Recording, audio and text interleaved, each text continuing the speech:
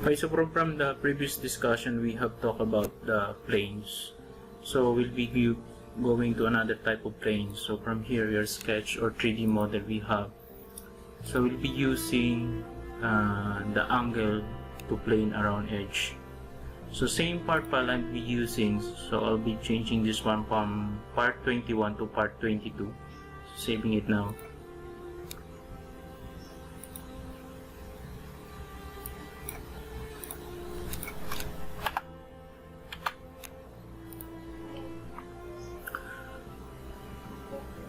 So I'm gonna change my visual style to shady with edge, then I will be showing my shadows here to display properly.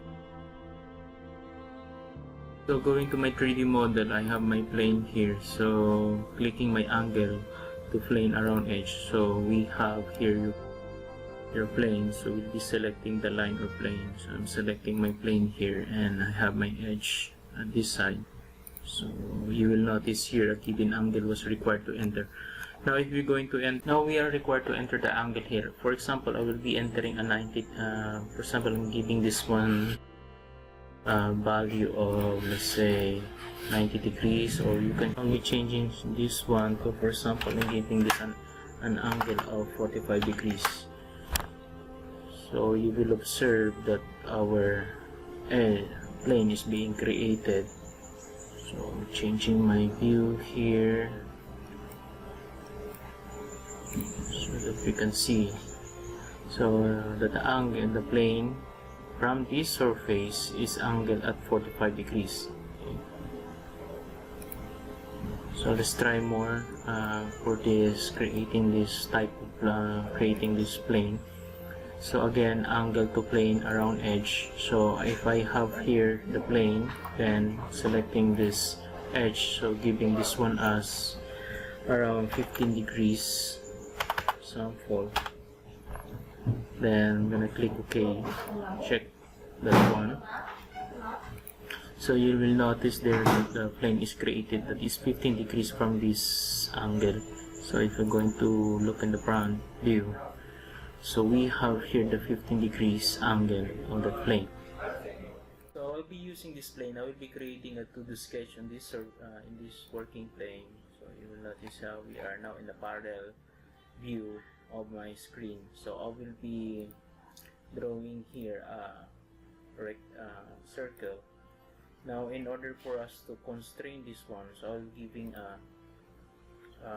call this a dimension for this one, so giving this one 75 mm. Then for completely constraining this one, I will be projecting this line so that we have the basis for constraining. So projecting it now, then giving the dimensions here so that we can fully constrain this one, and giving it the dimensions here. So I have the dimensions. You will observe that we still got one dimensions required to constrain. Now giving a dimensions for this one and also in this edge. So you will notice now we are fully constrained. So giving this one as 70 mm. So we have a sketch that is fully constrained. Now I'm gonna click my finish sketch.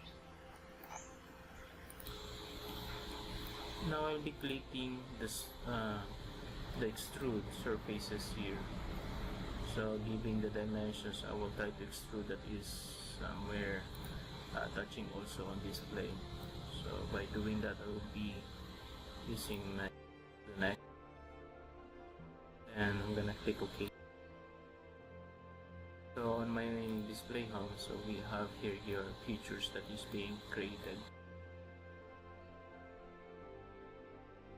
Don't forget to save this file, so click save. Then we will proceed to talk about the 3 points planes. So planes that is defined by 3 points.